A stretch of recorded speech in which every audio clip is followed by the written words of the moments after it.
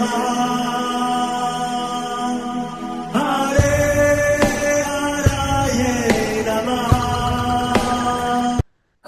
कृष्णा जी, आप सबका बहुत बहुत स्वागत है। मंगलाचरण आरंभ करते हैं। ओम नमो भगवते वासुदेवाय। ओम अज्ञानतिमिरान्धस्य ज्ञानाञ्जनशलाकया चक्षुरुन्मीलितं येन तस्मै श्रीगुरवे नमः। नमः ओम विष्णुपादाय कृष्णप्रेष्ठाय भूतले श्रीमते भक्ति वेदांत स्वामिनिति नामिने। नमस्ते सारस्वते देवे गौरवाणी प्रचारिणे निर्विशेष शून्यवादी पाश्चात्य देश तारिणे। जय श्री कृष्ण चैतन्य प्रभु नित्यानंद श्री अद्वैत गदाधर श्रीवासादि गौर भक्त वृंद। हरे कृष्ण कृष्ण कृष्ण हरे हरे, हरे राम राम राम हरे हरे। कार्पण्य दोषोपहत स्वभावः पृच्छामि त्वां धर्म सम्मूढचेताः। यच्छ्रेयः स्यान्निश्चितं ब्रूहि तन्मे शिष्यस्ते अहं शाधि मां त्वां प्रपन्नम्। हरे कृष्णा जी। भगवद गीता आरंभ करते हैं। अध्याय 5 श्लोक नंबर 4 और क्लास नंबर 3। ब्रजेश्वरी जी, आप पढ़ेंगे संस्कृत। हरे कृष्ण। सांख्य योगौ पृथक बालाः प्रवदन्ति न पंडिताः। एकम् अप्य आस्थित सम्यक् उभयोर्विन्दते फलम्। हरे कृष्ण। हरे कृष्ण। सांख्य भौतिक जगत का विश्लेषण आत्मक अध्ययन। योगौ भक्तिपूर्ण कर्म, कर्म योग पृथकः भिन्न बालाः अल्पज्ञ प्रवदन्ति कहते हैं, न कभी नहीं। पंडिताः विद्वान जन एकम एक में अपि भी आस्थितः स्थित सम्यक पूर्णतया उभयोः दोनों का विन्दते भोग करता है फलम फल। अज्ञानी ही भक्ति कर्म योग को भौतिक जगत के विश्लेषण आत्मक अध्ययन सांख्य से भिन्न कहते हैं। जो वस्तुतः ज्ञानी है वे कहते हैं कि जो इनमें से किसी एक मार्ग का भली भांति अनुसरण करता है वह दोनों के फल प्राप्त कर लेता है। हरे कृष्णा जी। भगवान श्री कृष्ण परम दयालु है। भगवत गीता जैसा अद्भुत ग्रंथ हमारे जीवन में देकर बहुत भारी कृपा करी है। अगर ऐसे ग्रंथ जीवन में नहीं होते तो लोग अपने मनमाने तरीके से कुछ भी करते। जो लोग, जैसे बच्चे का जन्म होता है, बड़ा होने लगता है, आसपास देखता है, अरे सब लोग पैसा कमा रहे हैं, कई लोग स्कूल जा रहे हैं, कोई ये कर रहा है, तो उनको देखा देखी वो बच्चा भी सोचता है कि मैं बहुत अच्छे से पढ़ाई करूंगा और बहुत पैसा कमाऊंगा और आराम से जीवन को जीऊंगा। पर क्या ये जीवन का उद्देश्य है, ये हमको पता नहीं चलेगा जब तक हम शास्त्रों का अध्ययन नहीं करते। क्योंकि हमको पता ही नहीं ये शरीर हमको क्यों दिया गया है। कई लोग घर में एक मशीन लेके आते हैं तो हर एक मशीन का कोई ना कोई उद्देश्य होता है, कोई ना कोई गोल होता है, कोई ना कोई पर्पस होता है कि मशीन का कार्य क्या है। जैसे कोई वॉशिंग मशीन लेके आता है तो पता है कि ये वॉशिंग मशीन से ये कार्य होगा। और जब हमको पता चलता है ये हमारा शरीर एक बहुत स्पेशल मशीन है और हमको नहीं पता इस मशीन का पर्पस क्या है, इस मशीन से हमको करना क्या है, वो हमको नहीं पता चलता और हम अपने हिसाब से इस शरीर का शोषण, एक्सप्लॉइटेशन करते रहते हैं। इस श्लोक के माध्यम से भगवान बता रहे हैं सांख्य और योग दोनों का जो परिणाम है, जो फल है, वह एक है। ये दिखता बहुत सामान्य है, पर भगवान ने इसके अंदर एक बहुत महत्वपूर्ण सिद्धांत हमको बताते हैं, और वह है यूनिटी इन डाइवर्सिटी। हमको लगेगा अलग अलग रास्ता है, पर ये दोनों रास्ते एक जगह पर पहुंचना होना चाहिए। अगर वहां तक नहीं पहुंचते तो इसका मतलब वो रास्ते सही नहीं है। इसीलिए चाहे कोई सांख्य के हिसाब से अपना जीवन को चलाना चाहे, अपने सामाजिक दायित्वों को छोड़कर और एकांत में ध्यान करना चाहे, तो वह एक रास्ता हुआ। दूसरा रास्ता परिवार में रहते हुए परिवार के हर एक कार्य को करना, समाज का जो दायित्व है उसको निभाना, पर उद्देश्य क्या है? भगवान की सेवा समझ के करना। ये दोनों के दोनों का जो परिणाम है वह एक है।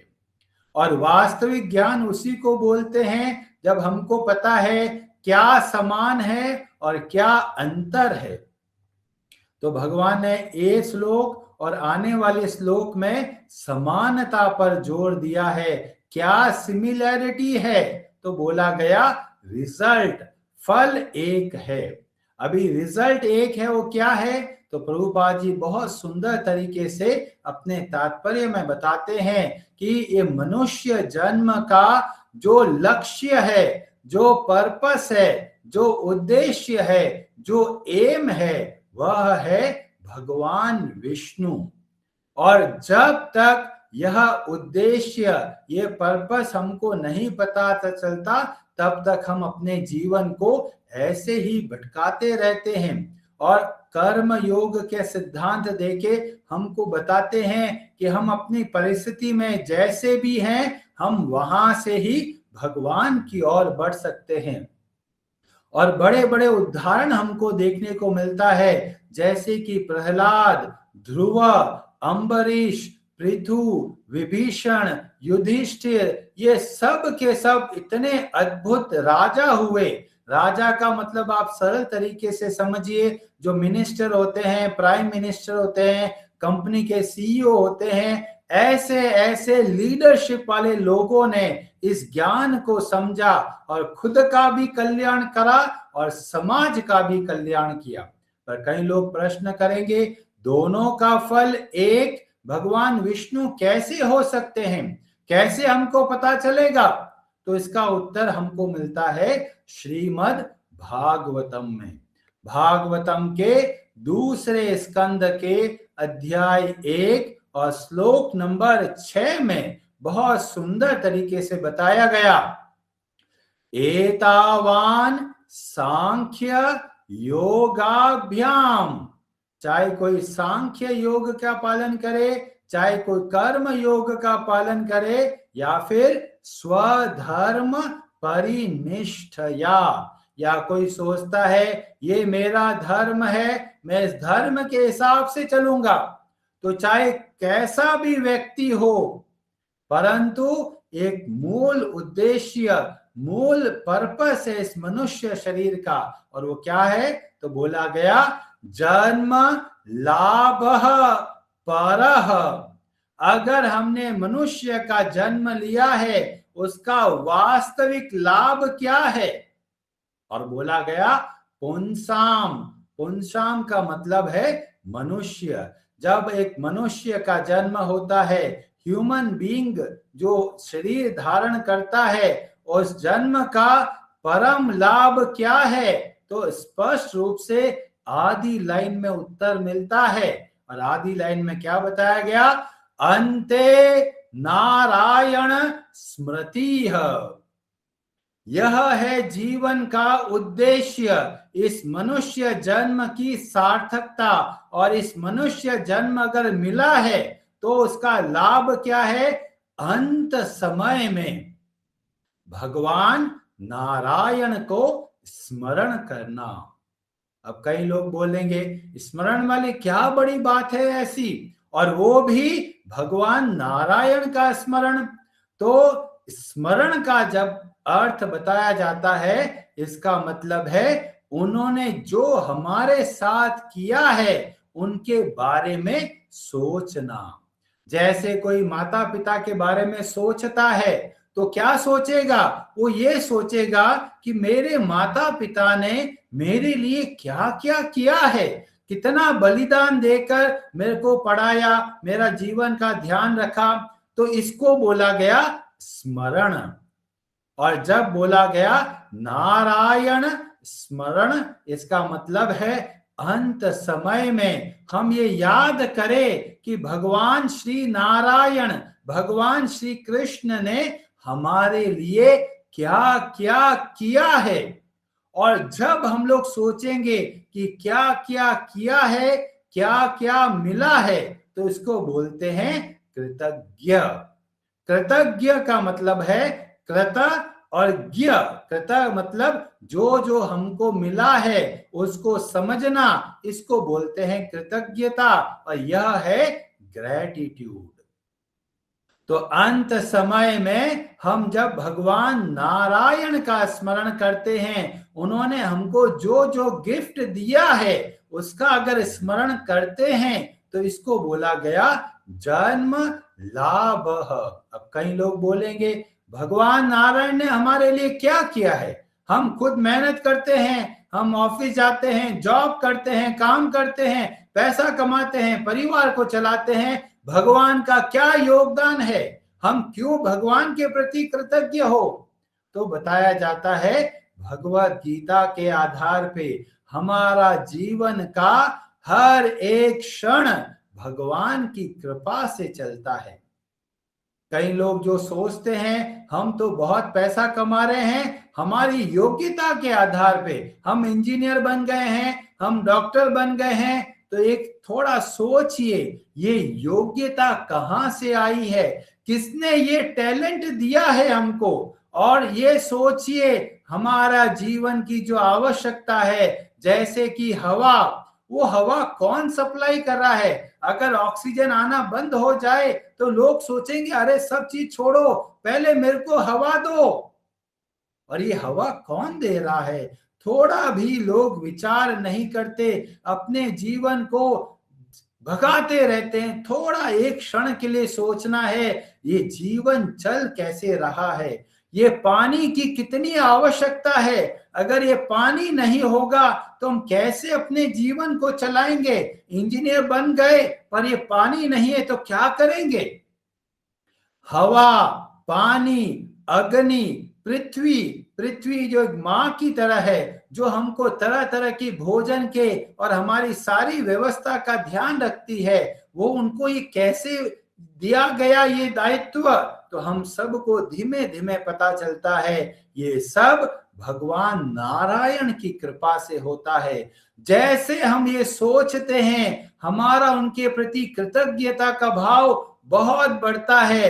हे भगवान, मैंने अपने जीवन में कुछ भी नहीं किया, मैं इतना नास्तिक हूं, मैंने कभी भी आपकी पूजा नहीं करी, कभी आपके प्रति कृतज्ञ नहीं रहा, पर फिर भी मेरे को जीवन की हर एक आवश्यकता मिलती रही। जो जो मेरे को आवश्यक है वो सब के सब दिया। ऐसा नहीं है कि जो लोग भगवान की पूजा नहीं करते तो भगवान ने बोला उनके लिए हवा बंद। कभी भी ऐसा नहीं होता। कोई भगवान की पूजा करे, कोई भगवान की पूजा नहीं करे। जैसे एक माँ अपने बच्चे का ध्यान रखती है, ऐसे ही भगवान नारायण हम सबका ध्यान रखते हैं, हमारे जीवन को आगे चलाने में हमारी सहायता करते हैं। तो कई लोग बोलेंगे ये तो अच्छी बात है, चलो हमको कृतज्ञता की बात समझ में आ गई, भगवान नारायण हमारे लिए इतना करते हैं ये भी समझ में आ गया, पर जल्दी कहाँ है? अंते नारायण स्मृति, अंत समय आएगा तब हम याद कर लेंगे। तो भगवत गीता बोलती है अंत समय में भगवान याद नहीं आएंगे, भगवान के प्रति हम कृतज्ञ नहीं बन पाएंगे। तो पूछेंगे अरे अगर याद नहीं कर पाएंगे तो ये सिद्धांत दिया क्यों है? तो बताया गया एक टेक्निक है। अगर वो टेक्निक का पालन करेंगे तो अंत समय में हमको भगवान श्री कृष्ण का स्मरण, उनके प्रति कृतज्ञता अवश्य आ जाएगी। और वो सिद्धांत बताया गया, वो प्रिंसिपल बताया गया भगवत गीता के अध्याय 8 श्लोक नंबर 6 में। और वहां पर बताया गया, यम यम वापि स्मरन भावम त्यजन्त्यते कलेवरम। अंत समय के अंदर जो जो भाव आएगा उसके हिसाब से हमको अगला जीवन मिलेगा। और इसीलिए तम तमय एवेति कौन्तेय सदा तद भाव भाविता। जो हर रोज हम सोचेंगे वही अंत समय में हमको याद आएगा। ऐसा नहीं होगा कि पूरा जीवन मजे के लिए भागे हैं और अंत समय में भगवान नारायण को याद करेंगे, उनके प्रति कृतज्ञ हो पाएंगे। ऐसा बहुत कठिन है। तो क्या करना है, हर रोज हमको भगवान के प्रति कृतज्ञ रहकर जीवन को चलाना है। हर रोज क्या क्या भाव आते हैं, समझ लीजिए यही भाव आएंगे जब हमारा अंत समय आएगा। और इस बात को बताते हुए भगवान श्री कृष्ण अध्याय 8 और श्लोक नंबर 7 के अंदर स्पष्ट रूप से हमारी भलाई के लिए एक स्पष्ट बात हमको बोलते हैं। क्या बोलते हैं, तस्मात् सर्वेषु कालेषु माम अनुस्मर युध्य च। इतना सरल, इतना स्पष्ट रूप से भगवान हमारी भलाई के लिए हमको बोलते हैं, तस्मात् सर्वेषु कालेषु, हर समय। ऐसा नहीं है कि 1 घंटा जप कर लिया है अब हमारा काम खत्म है। यहां पर बोला गया सर्वेषु कालेषु, हर समय हमको क्या करना है, माम अनुस्मर, सदैव भगवान के प्रति कृतज्ञ रहना है, भगवान का स्मरण करना है। और क्या करना है, युध्य च, अपना जो जो दायित्व है, ऑफिस का काम, घर का काम, स्कूल का काम और जॉब व्यापार, जो जो कार्य करना है, जो हमारा उत्तरदायित्व है, जो हमारी रेस्पॉन्सिबिलिटी है, उन सब को करना है। पर स्मरण क्या रखना है, स्मरण हमको ये रखना है, हे भगवान ये केवल आपकी कृपा से ही संभव हुआ है। मैं सदैव आपका ऋणी हूं, आपकी कृपा से ही मेरा जीवन चल रहा है। जब ये कृतज्ञता का भाव आता है और हम सारे दायित्वों को अच्छे से निभाते हैं तो भगवान बोलते हैं, मैया अर्पित मनोबुद्धिर मामे वैश्यसी असंशयम। इसी जन्म में, इसी समय हम भगवान के भाव का स्मरण करते हुए सदैव भगवान के धाम में स्थित रह सकते हैं। तो मतलब हमारी जो परिस्थिति है वह वैकुंठ की तरह बन सकती है, वो गोलोक वृंदावन की तरह बन सकता है। क्या बदलाव करना है, भगवान श्री कृष्ण के प्रति कृतज्ञता के साथ में हर एक समय को बिताना। और ये कृतज्ञता का भाव बोलने में बहुत सरल लगता है, पर जैसे जैसे जीवन में उतारते हैं तो हमको लगता है अरे हम कितना अनग्रेटफुल हैं, कितना हमारे अंदर कृतज्ञता का भाव ही नहीं है। और इसीलिए जब भक्तों का संग होता है तब हमको पता चलता है कृतज्ञता का वास्तविक मतलब। भगवान के प्रति कृतज्ञता के भाव के साथ में जप कीजिए। जितना आप कृतज्ञ होकर जप करेंगे, हे भगवान मेरी कोई योग्यता नहीं है कि मैं आपके नामों का जाप कर सकूं, मैंने कोई ऐसा अच्छा कार्य किया ही नहीं जिसकी वजह से मुझे इतना अद्भुत भगवान का नाम जो बताया गया, गोलोकेर प्रेम धन हरि नाम संकीर्तन वो मेरे को मिला है। मैं अपने जीवन में देखता हूं तो ऐसा मुझे कुछ भी नहीं मिलेगा जिसके लिए मैं योग्य बनूं इन नामों का जप करने का। फिर भी भक्तों की इतनी भारी कृपा है, आपकी कृपा है कि मैं आपके नामों का जप कर पा रहा हूं। जैसे ये भाव के साथ में आप जप करेंगे तो आप देखेंगे आपके जप के अंदर इतना आनंद मिलेगा। तो जितना भी जप करते हैं उसमें दो बातों का ध्यान रखिए, एक तो कृतज्ञता और दूसरा उसमें ये भाव रखना है, हे भगवान केवल आपका ही सहारा है, केवल आपके नामों का ही सहारा है इस पूरे ब्रह्मांड के अंदर, और कोई मेरा सहारा नहीं है। जब इस शरणागति के भाव के साथ में, इस आश्रय के साथ में आप अगर एक माला भी करेंगे तो आप देखेंगे जीवन में बहुत बड़ा परिवर्तन आता है। तो कृतज्ञता और आश्रय के साथ में, शेल्टर शरणागति और ग्रेटिट्यूड के साथ में जब हम जप करते हैं तो आपके जीवन में बहुत भारी परिवर्तन आएगा। हरे कृष्णा जी। हरे हरे नमः।